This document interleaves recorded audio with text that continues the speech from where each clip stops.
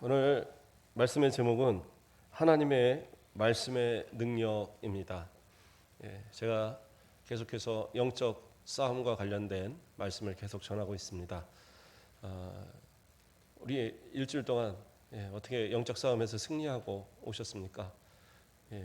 어제 성탄절이라서 예배를 드리고 나서 오늘 또 이렇게 보니까 그냥 뭐 계속 보는 그런 느낌이에요. 감사합니다.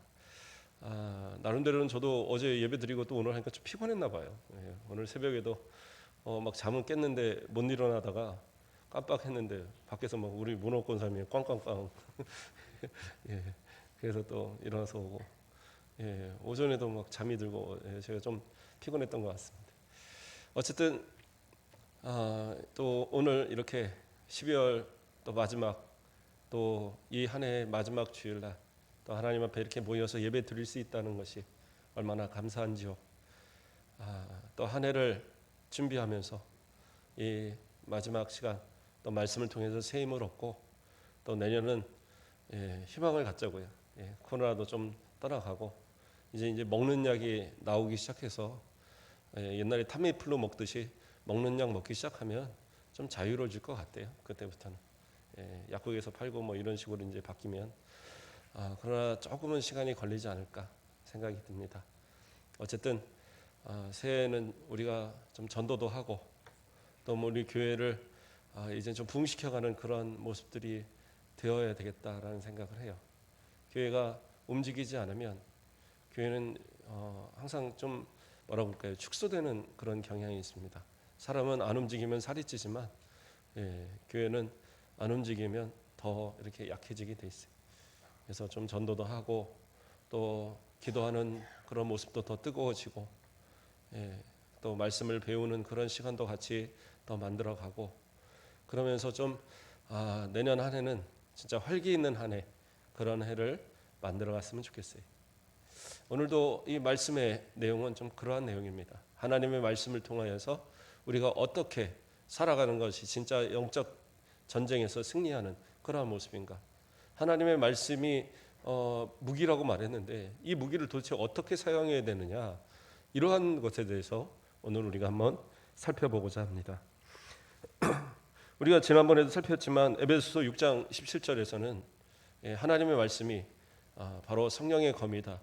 그래서 하나님의 전신갑주의 가장 그 강력한 무기죠. 다른 건 다 수비의 뭐랄까 방어적 무기인데 이 하나님의 말씀은 성령의 검, 치명적인 그런 상대방에게 그런 마귀에게 상처를 입힐 수 있는 그러한 무기가 하나님의 말씀이에요. 그래서 우리는 하나님의 말씀을 잘 알고 또 잘 익히고 또 그것을 잘 사용할 수 있어야지, 그래야지 영적 싸움에서 승리한다는 겁니다. 군대에 가면 훈련도 하고 여러 가지 하지만 제일 먼저 하는 것 중에 하나가 뭐냐면 자기가 사용하는 무기에 그 재원이라고 표현하죠. 그 무기의 재료에 대한 그런 어떤 것들을 이렇게 외웁니다. 그래서 길이는 어떻고 또 이 무게는 어떻고 또 뭐 각각의 부품의 이름은 뭐고 또 이것이 어떤 역할을 하고 이런 것들을 외워요. 그거 잘 못 외우면 맞아요. 저도 몇 대 맞았습니다. 그래서 나중에는 진짜 열심히 외웠더니 제가 제일 많이 알아요. 그래서 나중에는 고참들한테도 가르쳐주고 그럴 정도로 막 열심히 외우고 그랬던 기억이 납니다. 근데 그렇게 외우는 이유는 뭐냐면 그것이 곧 사용의 방법입니다. 또 유사시에 어떤 문제가 생기면 어떻게 조작할 수가 있어야 되기 때문에 그래서 그걸 다 외우는 거예요. 그런데 우리가 성경 말씀을 그렇다고 뭐 처음부터 끝까지 다 외우라는 게 아니라 이 말씀을 충분히 우리가 알아야지 사용할 수 있다라는 거죠. 하나님의 말씀을 이렇게 두꺼운 말씀을 과연 얼마나 아세요? 저도 잘 몰라요.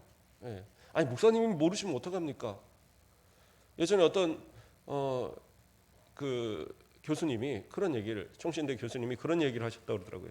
아주 나이 많은 노 교수님이 설교하시면서 내가 이제까지 성경을 연구해 왔는데 이제 저 태산에 그 옆에 그 먼지 하나 끄적거린 것 같다라고 얘기를 했대. 근데 그게 맞는 것 같아. 하나님의 말씀은 참 깊이가 있어서 보면 볼수록, 연구하면 연구할수록 너무 깊어요. 예. 그래서 오늘 이렇게 설교하고 또 이렇게 다음에 다시 보면 또 새로운 것들이 자꾸 발견이 되고, 그래서 더 이것을 가르쳐 주고 싶고 그러한 마음들, 예, 그런 마음이 막 생겨요. 그게 목회자의 마음이겠지만, 그러나 성도들도 좀 그러한 마음들이 있었으면 좋겠어요. 하나님의 말씀을 대할 때에 이 말씀에 너무 은혜롭고 너무 좋다 해서 이 성경을 좀 자꾸 읽어가고 또 익혀가고, 말씀을 들을 때에 뭔가 마음에 새겨지면 또 그것도 막 좀 기록도 하고, 그래서 이러한 말씀이 내 가운데 좀 육화되어지도록, 내 가운데 피가 되고 살이 되도록 그렇게 좀 하는 그런 노력들이 좀 필요할 것 같아요. 그래서 유사시에 이 말씀을 마음껏 사용할 수 있도록, 수류탄이라는 거 있잖아요. 수류탄 아세요? 우리 여자분들은 잘 모르죠. 수류탄은 어떻게 생겼는지. 영화 같은 데서 보면 뭐 이렇게 표 해갖고 휙 던지고 막 그러잖아요. 근데 이거 완전 쇠덩이입니다. 쇠덩이. 아주 무거워요. 생각보다 무거워요. 제가 신교대에서, 그 교육대에서 훈련 받을 때 다 이걸 던지는 이제 그걸 해요. 그래서 연습을 하고 마지막에 이제 저 물가로 던집니다. 왜 물가로 던지냐면 이 폭발력이 워낙 강해서, 예, 그 뭐 바위고 막 이런 거 다 깨버리거든요. 이 가까이 있는 거.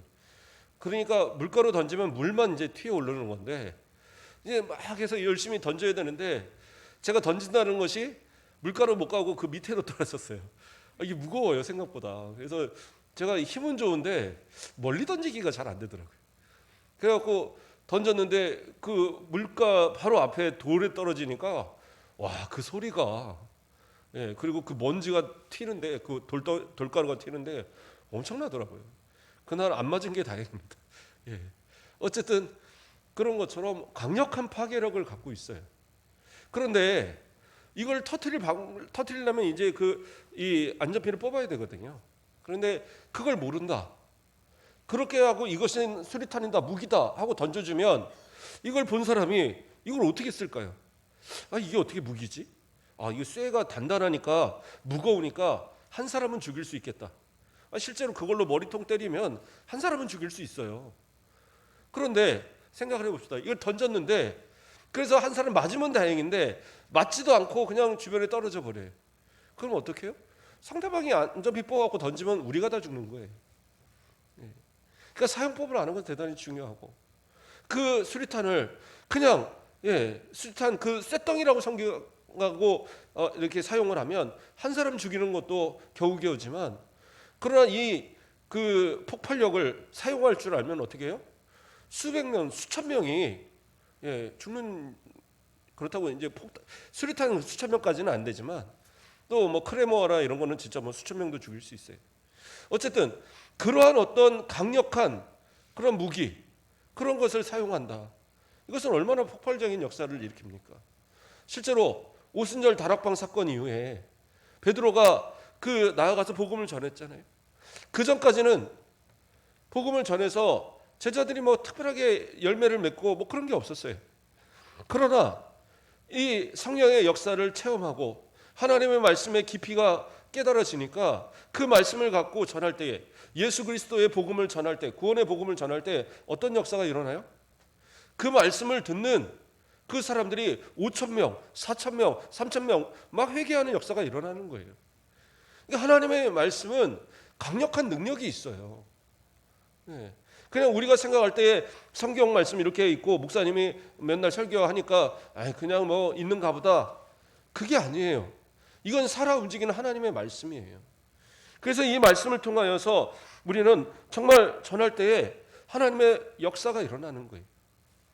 로마서 1장 16절 말씀을 보면, 내가 복음을 부끄러워하지 아니하노니 이 복음은 모든 믿는 자에게 구원을 주시는 하나님의 능력이 됨이라. 먼저는 유대인에게요, 그리고 헬라인에게로다. 이렇게 나와요. 뭐라고 나와요? 복음은 모든 믿는 자에게 구원을 주시는 하나님의 능력이래요. 그러니까 모든 믿는 자들을 다 구원할 만한 그러한 강력한 힘이 있다라는 거예요. 우리 믿는 자들이 이렇게 예배를 드리는데 제가 가끔은 이제 불편한 진실을 얘기합니다. 뭐라고 얘기해요? 앉아 있다고 다 구원받는 건 아니다. 뭐 해야 돼요? 믿어야 된다. 믿어야지 구원받거든요. 근데 아유 목사님 믿는다고 구원받아요? 뭐 뭔가 노력도 해야 되는 거 아닌가요? 뭔 수고도 해야 되는 거 아닌가요? 뭔가 가서 막 선행도 많이 베풀어야 되는 거 아닌가요? 물론 믿는 자는 그러한 모습이 나타나요. 하지만 가장 중요한 건 뭐예요? 믿음이에요. 내가 아무리 선하게 살고 내가 아무리 착하게 살고 내가 아무리 많은 선행을 베풀고 그건 중요하지 않아요. 그런 사람 세상에 많아요. 그렇다고 해서 세상에 그 사람들이 구원받습니까? 아니에요. 믿어야지 구원받는 거예요. 그러면 그 믿음을 어떻게 해요? 그 믿는 자를 구원하신다라는 그 확신을 무엇을 통해서 얻어요? 하나님의 말씀이잖아요. 그래서 하나님의 말씀은 모든 믿는 자를 구원하시는, 구원을 주시는 능력이 되는 거예요. 그러니까 아무리 내가 부족해요. 나는 연약해요. 그래도 내가 예수님을 믿는데 정말 구원 받을 수 있을까요? 무엇을 통해? 하나님 말씀을 통해 보는 거예요. 주 예수를 믿으라. 그리하면 너와 내 집이 구원을 얻으리라. 네가 구원 얻을 거다 약속하셨잖아요. 그러니까 그 약속 믿으면 되는 거예요. 예. 하나님이 세상을 이처럼 사랑하사 독생자를 주셨다. 믿으면 되는 거예요. 나를 사랑하셔서 독생자를 주셨구나. 그래서 그를 믿는 자는 누구도 멸망하지 않고 그 영생을 얻게 되는구나. 이거 믿으면 되는 거예요. 그게 뭐 어려운 거 아니잖아요. 그런데 사람들은 자꾸 생각하는 거예요. 믿음만 갖고 되겠어? 믿는다고 그거 좀 모자랄 것 같아. 그러니까 내 인간적인 노력 이게 플러스 돼야 되지 않아? 알미니엄주의라고 그래서 우린 칼빈주의를 얘기하지만 그런 자신의 노력을 주장하는 그런 교단들이 있어요. 그럼 뭐예요?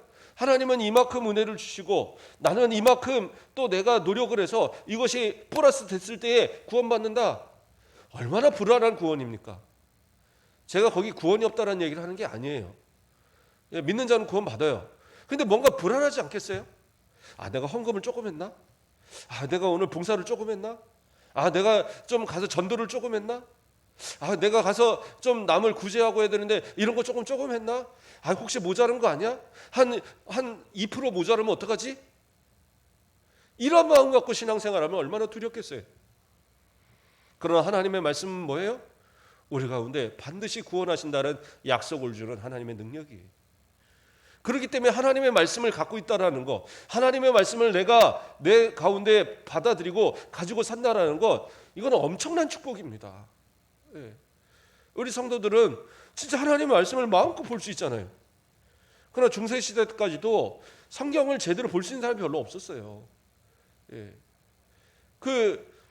가톨릭 같은 경우에 지금은 이제 그렇게 하지 않지만 옛날에는 성경도요 이렇게 번역된 성경을 읽어주는 게 아니에요. 그냥 라틴어, 옛날 고대 이미 죽은 언어 로마 언어를 그냥 그걸로 읽어요. 그게 거룩한 언어라고.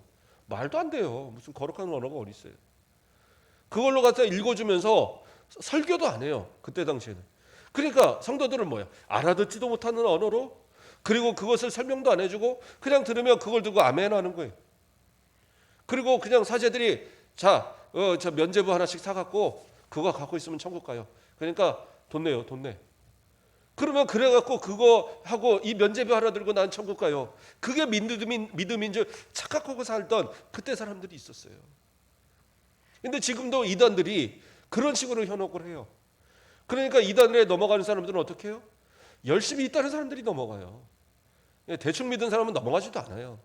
근데 열심히 있다는 사람들이 생각해 보니까 이런 열심 갖고 부족할 것 같아. 좀 더 열심을 내야 되는데 그런 방법이 있을까? 그러다가 이단에 넘어가요.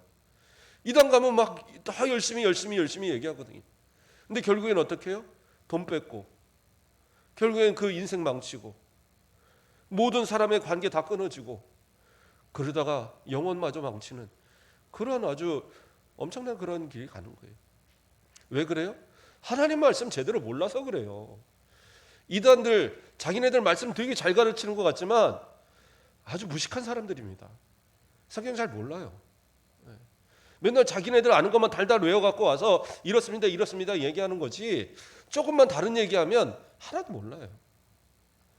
그리고 그 사람들이 해석하는 거 수백 년 수천 년을 내려온 성경 그 수많은 학자들이 만들어지고 수많은 학자들이 해석하고 그래서 연구된 것을, 그렇게 해서 연구된 것을 목회자들이 정말 그것을 또 보고 연구해서 그래서 설교하는 것과 이단들이 그냥 자기의 생각으로 우리 꿈을 꾸니까 이렇게 말했더라, 내가 성령의 영감을 받으니까 이렇게 말했더라, 이렇게 해서 해석하는 것과 어떻게 비교할 수 있어요? 그러므로 이단들이요 아무것도 아니에요. 그런 것에 현혹되지도 않고 누가 와서 뭐 어쩌고 성경이 어쩌고 그냥 가라고 그러세요.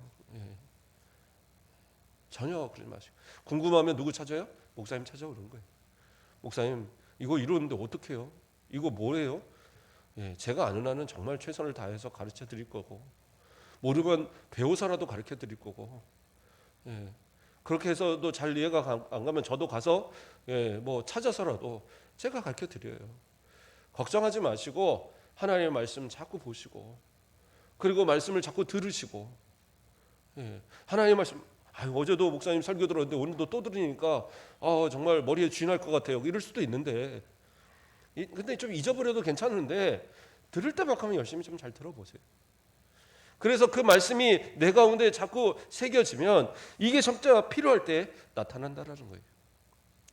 자, 그러면 하나님의 말씀, 다시 말해서 복음은 무엇인가?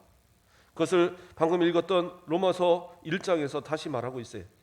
로마서 1장 2절 말씀을 보면 뭐라고 나옵니까? 복음은 하나님이 선지자들을 통하여 그의 아들에 관하여 성경에 미리 약속하신 것이라, 이렇게 말씀하고 있어요.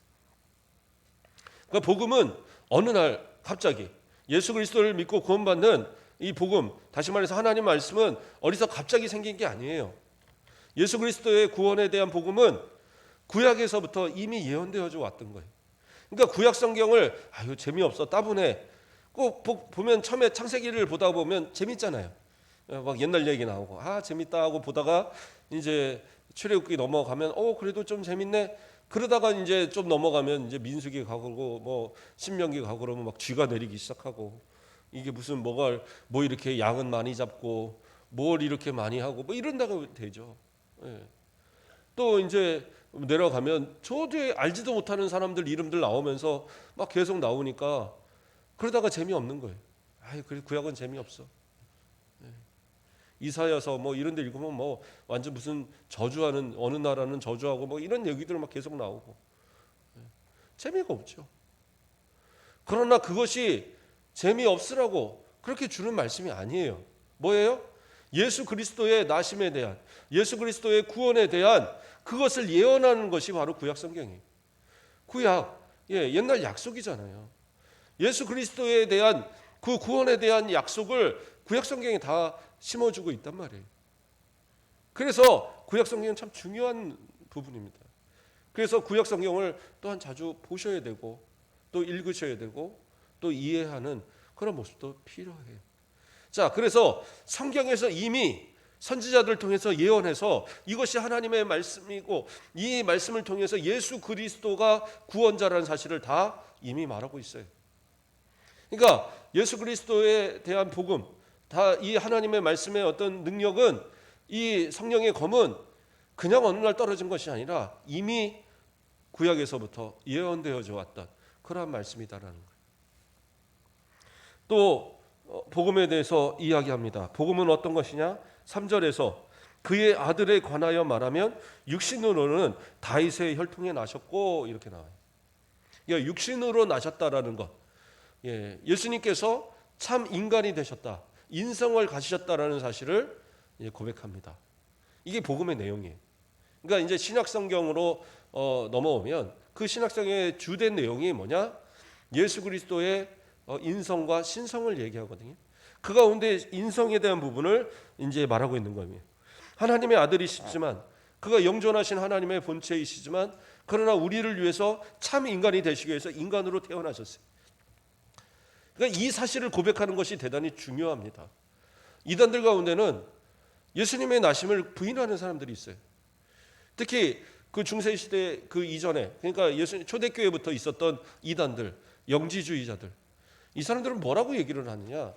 어떻게 영존하신 하나님의 본체이신 예수님께서 어떻게 인간이 되실 수 있느냐? 이건 말도 안 된다. 추하고 더러운 이 육신을 입을 수가 없어. 그러니까 환상 중에 오셨다가, 환상 중에 죽으셨다가, 환상 중에 부활하셔서 환상 중에 가신 거야. 말도 안 되는 얘기죠. 근데 문제는 그 얘기를 믿는 사람이 상당히 많았어요. 그래서 바울도 서신에서 항상 그런 거짓 선지자들에게 넘어가지 말라고 그렇게 많이 경고했었습니다. 가장 우리가 핵심적으로 알아야 될 그러한 복음의 내용 중에 하나가 뭐예요? 예수 그리스도께서 우리를 위해서 인간이 되셨고 그 인간의 모든 고통을 다 겪으시면서 십자가의 고통을 다 인성으로 그걸 감당하시고 죽으시기까지 그렇게 하셨다라는 거예요. 그게 인성을 가지신 예수님에 대한 그 사실을 우리가 아는 그것이 복음의 내용 가운데 하나예요. 또 4절 말씀에 로마서 1장 4절에서 뭐라고 합니까? 성결의 영으로는 죽은 자 가운데서 부활하사 능력으로 하나님의 아들로 선포되었으니 곧 우리 주 예수 그리스도시니라. 이렇게 나와요. 성결의 영으로는 죽은 자들 가운데서 부활하사. 이제 성결의 영 나오니까 그건 뭐예요? 앞에서 육신이라는 것과 이 대비되는 말로 표현을 한 겁니다. 그래서 예수님의 신성을 표현하고자 하는 거예요. 그래서 부활하사 하나님의 아들로 선포되었다. 그러니까 하나님의 아들로 선포되었다니까 아유 그러면 이때부터 하나님의 아들이 된 건가요? 이렇게 생각하는 이단들도 있어요. 이 예수님은 그냥 원래는 사람이었는데 하나님께서 특별하게 부활을 시켜갖고 특별하게 하나님의 아들을 삼았다. 이건 택도 없는 거짓말입니다. 왜요? 앞에서 이미 얘기했잖아요. 육신으로는 다윗의 혈통으로 나셨다. 그 성경에서 예언했던 메시아로 나시기 위해서 저 영원한 천국에서 그 하나님의 영존하신 본체이신 성자 독생자께서 이 땅에 오신 것이지 결코 이 인간들 중에 우리와 똑같은 인간들 중에 특별한 존재로서 삼으신 것이 아니에요. 그래서 부활을 통해서 예수님께서 뭐예요? 인성과 신성을 완전한 인성과 완전한 신성을 가지신 그러한 하나님의 모습으로. 그래서 성자 하나님은 완전한 인성과 신성을 가지신 분이에요. 지금 그 사실을 이야기하고 있는 거예요. 이것을 잊어서는 안 된다는 거예요. 왜요? 인성이 중요한 것은 우리의 모든 죄를 담당하기 위해서는 죄 없는 인간이 필요한 거예요.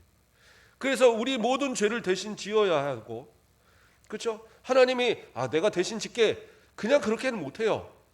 그거는 불법이에요. 말이 안 돼요. 공의로운 하나님 앞에 하나님의 섭리에 맞지 않는 거예요. 그래서 모든 죄를 대신 지기 위해서는 어떻게 해요? 참 인간이 되셨어야 돼요. 그리고 참 하나님이신 이유는 뭐냐? 한 사람은 한 사람의 죄를 감당할 수 있을지 몰라요. 죄가 없는 사람이 있다고 한다면. 그러나 모든 인류의 죄를 감당하기 위해서는 그는 신성이 있으셔야 되는 거예요. 그래서 이 인성과 신성을 다 갖추신 이 예수님의 모습을 바로 그러기 위해서 십자가를 지시고 죽으시고 부활하심으로써 그래서 그 예수를 믿는 모든 사람들을 구원하시는 역사를 약속하고 계신 거예요. 그래서 5절과 6절 말씀을 봉독해 드리면 로마서 1장 5절과 6절 그러므로 말미암아 우리가 은혜와 사도의 직분을 받아 그의 이름을 위하여 모든 이방인 중에서 믿어 순종하게 하나니 너희도 그들 중에서 예수 그리스도의 것으로 부르심을 받은 자니라. 이렇게 나와요. 그러니까 하나님께서 택하신 자들을 불러서 그 신성과 인성을 가지신 그 예수 그리스도 우리를 위해서 모든 피를 다 흘리신 구약 성경에서부터 예언하셨던 그를 믿음으로 인해서 어떻게 해요? 구원받는다는 거죠. 그래서 그 구원에 이르도록 만드는 것이 뭐예요? 이 모든 내용을 담고 있는 복음이다라는 거예요. 이 복음의 내용을 믿으면 하나님의 말씀을 믿으면 어떻게 해요? 우리는 구원을 받는 거예요. 지금 그 얘기를 하고 있는 겁니다. 그래서 그것이 단순히 어떤 소수의 사람들이 아니라 믿는 모든 자를 다 구원하시는 하나님의 능력이 되는 것이 바로 이 하나님의 말씀 복음이다라고 이야기하고 있는 겁니다. 그러므로 우리는 어떻게 해요? 하나님의 말씀을 온전히 믿고 또 믿어야 되는 겁니다. 그러면 하나님의 말씀이 우리 가운데 역사할 때는 어떤 역사를 일으키느냐? 그게 이제 오늘 읽었던 우리의 본문 가운데 있습니다. 히브리서 4장 12절, 아까 읽었던 본문에 뭐라고 나옵니까? 하나님의 말씀은 살아있고 활력이 있어 좌우의 날선 어떤 것보다 예리하여 혼과 영과 관절과 골수를 찔러 쪼개기까지 하며 또 마음의 생각과 뜻을 판단하나니, 이렇게 되어 있어요. 자, 하나님의 말씀 뭐라고 그랬어요? 살아있고 활력이 있다고 그랬어요. 살아있고 활력이 있다는 건 뭐예요? 살아서 움직인다라는 거예요. 하나님의 말씀은요, 한번 던져지면 없어지지 않아요. 사람의 말이야 뭐 없어질 수 있죠. 그러나 하나님의 말씀은 아니에요. 하나님의 말씀은 그 말씀하시는 그 자체가 분명한 사실이 되는 것이고, 그 예언은 반드시 이루어지는 거예요. 구약의 모든 예언을 예수 그리스도께서 신약에 다 성취하셨어요. 모든 예언의 성취가 이루어졌던 이유는 뭐예요? 그것이 하나님의 말씀이기 때문에. 하나님의 말씀은 그렇게 살아서 움직이는 말씀이에요.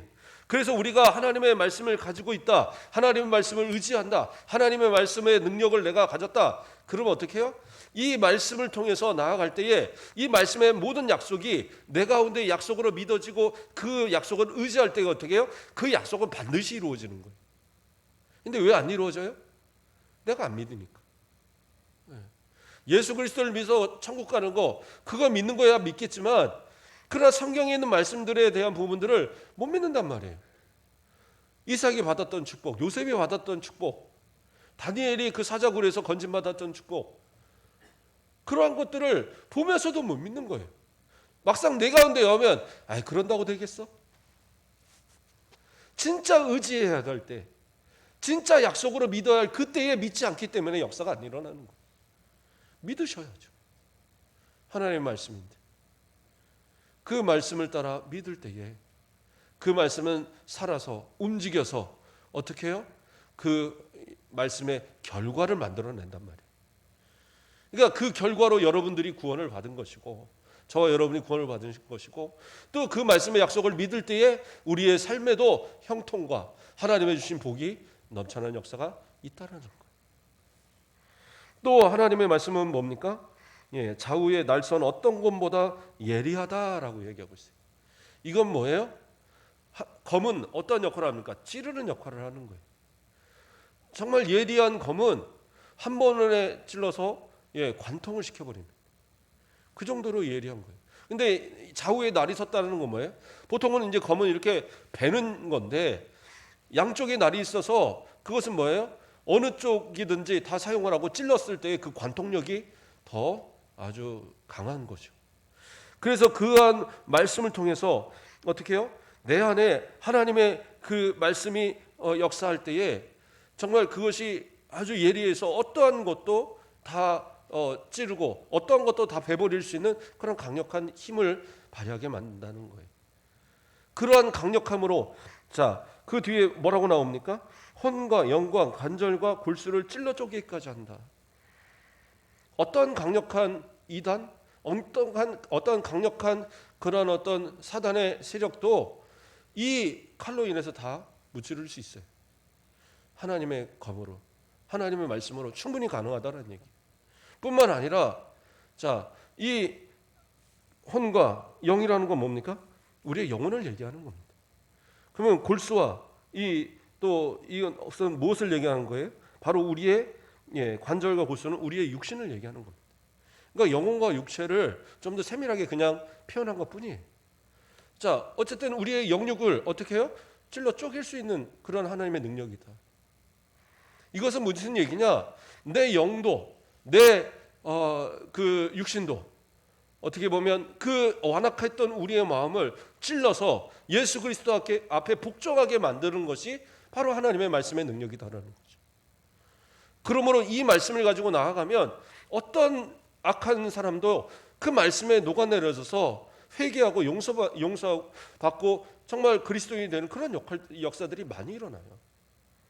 우리가 옛날에 사형받아 죽었던 그런 사람들 가운데 이렇게 전해 내려온 얘기들을 들어보면 아주 무슨 정말 지존파 막 그런 사람들이 있었잖아요. 막 사람 이렇게 죽이고 막 살 구워서 먹고 막 그랬다고 그래갖고 막 그 신문에 뉴스에 아주 대문짝만하게 나고, 그런 사람도 마지막 죽을 때 회개하고 죽었다고 그러더라고요.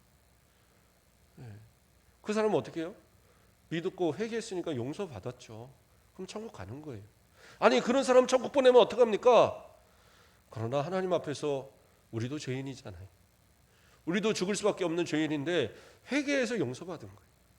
하나님의 말씀으로 믿어서 용서받지 못할 어떤 죄도 없어요. 믿으면 용서받는 거예요. 그런데 하나님의 말씀은 그렇게 아무리 악한 사람이라도 아무리 그 죄인이라도 배워서 그 회개케 하는 그러한 찔러 쪼개는 역사임이 일어나는 거예요. 나를 믿어서 예수 믿게 해서 구원받는 그러한 역사를 이루신 하나님이 다른 사람을 못 하시겠어요? 마찬가지시겠죠. 그래서 하나님의 예리한 검은 그러한 강력한 힘을 발휘하는 겁니다. 저는 이 말씀을 통해서 또 생각하는 것이 뭐예요? 실제적인 질병도 하나님이 역사하심을 바라고 하나님의 말씀을 믿고 의지하여 기도할 때에 우리의 육신, 우리의 마음의 모든 질병도 다 치유하신 역사가 일어나는 거예요. 하나님의 말씀은 그러한 역사가 일어납니다. 제가 상담을 공부했잖아요. 예, 별로 그렇게 상담을 공부한 것 같이 안 보이는 수도 있는데 그래도 박사까지 땄습니다. 예, 제가 신학 박사가 목회 상담이. 목회 상담이 다른 점은 뭐냐면 세상의 그 상담들은 가서 만나면 그래요. 뭐 상담을 한다 하면 그렇습니까? 그럴 수 있죠. 그래요. 괜찮습니다. 그래도 괜찮아요. 이래도 괜찮아요. 그래서 그냥 마음 편하게 해주는 것으로 상담을 해요. 그러나 목회 상담은 달라요. 뭐예요? 하나님의 말씀을 제시하는 거예요. 믿음을 제시하는 거예요. 그래서 하나님의 말씀의 약속으로 그것을 의지하고 그래서 승리하게 만드는 것. 그래서 세상의 그런 치유는 재발을 하지만 하나님의 말씀으로 치유된 사람은 재발되지 않아요. 혹시 재발돼도 또 말씀을 의지하면 또 승리하는 거예요. 이것이 되게 중요한 겁니다. 그래서 하나님 말씀은 어떻게 해요? 말라기 4장 2절 말씀을 보면 내 이름을 경외하는 너희에게는 공의로운 해가 떠올라서 치료하는 광선을 비추리니 너희가 나가서 외양간에 나온 송아지같이 뛰리라. 하나님의 말씀을 의지하고 하나님을 의지할 때에 하나님의 치료의 광선이 발해서 어떻게 해요? 모든 것을 다 치유하신다는 거예요. 육신도 그 영혼도 다 치유하시니까 결국에 어떻게 해요? 송아지 뛰는 것 같이 회복이 되는 역사들이 일어나는 거예요. 이러한 역사가 우리 성도들에게 있기를 주님의 이름으로 축복합니다. 예, 아멘 하신 분들이 진짜 축복 받을 거예요. 예, 제가 아멘 이런 거 제가 강조 안 하는 사람들이 그러나 목사님인데 그래도 아멘 할 말씀에는 아멘 하셔야 돼요. 이건 하나님의 말씀이니까. 그렇게 해서 정말 하나님의 말씀을 통해서 치유의 역사를 체험하는 그런 모습이 있어야 된다는 거예요. 마지막으로 하나님의 말씀을 또 뭐라고 그래요? 예, 또 마음의 생각과 뜻을 판단하나니 이렇게 나오고 있어요. 이것은 하나님의 말씀이 그 우리의 마음에 숨겨진 모든 것을 다 드러내게 하신다는 거예요. 다 드러내서 하나님 앞에 그 말씀을 통해서 이건 죄야, 이건 잘못된 거야 하고 다 드러내게 하시는 그런 역사가 일어난다는 거예요. 실제로 어떤 분들은 그런 분들이 있어요. 하나님 말씀을 듣다 보면 무섭다는 거예요. 내 죄가 자꾸 생각나고 내가 잘못된 것 같고 내가 무슨 큰 죄라도 범한 것 같고 그럴 것 같아서 내가 정말 신앙이 좋아질까 봐 믿음이 좋아질까 봐 난 교회를 못 다니겠다 이런 사람도 있어요. 되게 웃기죠. 믿음이 좋아지면 좋은 거잖아요. 그래서 죄인 것을 깨달으면 좋은 거잖아요. 그래서 그 죄인 것을 깨달아서 죄를 안 짓는 것이 중요한 것이고 그래서 죄를 안 짓으려면 그게 진짜 올바른 신앙의 모습인 거잖아요. 그런데 말씀을 들을 때 내가 찔리니까 찔릴 바에는 찔리지 않고 그냥 마음껏 죄져야지 이런 생각을 가지고서는 안 된다는 거예요. 하나님의 말씀은 그 마음에 숨긴 모든 그 마음의 생각과 뜻을 다 판단하시고 그것이 다 드러나게 해서 그것으로 인하여 하나님과 회개하고 돌아올 수 있는 길을 열어주시는 거예요. 그래서 하나님의 말씀의 능력은 그러한 능력입니다. 어떤 사람이라도 하나님의 말씀을 보면서 교만하게 해서 저는 하나님의 말씀 앞에 완전합니다. 그럴 사람은 아무도 없어요. 저도 하나님의 말씀을 준비하면서 때로는 울어요. 눈물이 막 핑 돌 때가 많아요. 하나님 저 같은 죄인도 용서하셨네요. 하나님 저 같은 죄인도 목회자로 삼으셨나요? 이런 회개의 눈물을 흘릴 때가 많이 있고 하나님의 사랑을 또 준비할 때는 하나님 저 같은 사람도 사랑하셨나요? 제가 만약 이렇게 죄 짓고 이러한 모습이 과연 사랑받을 만한 자격이 있나요? 막 이런 마음이 들어서 어쩔 때는 막 설교하다 준비하다가 눈물이 막 나와서 막 옆에 있는 휴지해서 막 닦고 그리고 준비할 때도 많이 있어요. 목사님 이제 갱년기가 가까우시나 봅니다. 뭐 남자들도 이때잖아요. 그래서 그런지 모르겠지만 눈물이 많아지는 것이 신체적인 이유가 아니라 하나님의 말씀에 감동 때문에 그런다는 거예요. 우리 성도들도 그런 하나님의 말씀 앞에 나를 솔직하게 한번 내어보세요. 그 말씀이 나를 치유하고 그 말씀이 나를 새롭게 하고 그 말씀이 나를 변화시켜서 나를 하나님의 사람으로서 이 하나님의 능력의 말씀을 가지고 나아가서 담대히 싸워 승리할 수 있는 그런 모습을 만들어준다는 사실입니다. 고린도후서 10장 8절 주께서 주신 권세는 너희를 무너뜨리려 하는 것이 아니요 세우려 하는 것이니 내가 이에 대하여 지나치게 자랑하여도 부끄럽지 아니하리라. 뭐예요? 하나님의 말씀의 권세는 우리를 마음을 막 이렇게 휘벼파 갖고 너 죄인이야. 그러니까 넌 별 수 없어. 너는 아무것도 아니야. 너는 그냥 그 세상으로 가버려. 이런 게 아니란 말이에요. 내 마음을 휘벼파서라도 나를 치유해서 나를 온전한 사람으로, 나를 하나님의 사람으로, 나를 믿음의 사람으로, 나를 저 영생을 소유한 그 그리스도인으로 하나님의 자녀로 살아가도록 그렇게 역사하는 강력한 힘을 발휘하는 것이 하나님의 말씀이라는 거예요. 그래서 이 말씀의 권세를 어떻게 해요? 세우기 위해서 바울도 나는 이 말씀을 전한다, 나는 자랑한다, 이렇게 고백하고 있는 거예요. 저도 이 말씀을 우리 성도들에게 전합니다. 성도들을 이 말씀을 통해서 넘어지라고 쓰러지라고 제가 전하는 게 아니에요. 이 말씀에 약속한 대로 이 말씀을 통해서 정말 그 수술칼이 사람을 살리는 칼이 되는 것처럼 하나님의 말씀이 내 골수까지, 내 모든 관절까지, 내 영혼까지 다 쪼개며 나로 하나님 앞에 순종케 하고 하나님의 그 크신 사랑으로 예수 그리스도를 믿어 구원에 이르는 역사가 일어나도록 이 말씀의 그 능력을 체험하고 또 나아가서 이 말씀의 능력을 정말 바로 사용해서 그냥 쇳덩이 하나 던지는 게 아니라 하나님의 복음의 능력으로 정말 그 폭탄이 수많은 그 사람을 살상하는 것처럼, 그러나 하나님의 말씀은 수많은 영혼을 살리는 그러한 폭탄이 되는 거예요.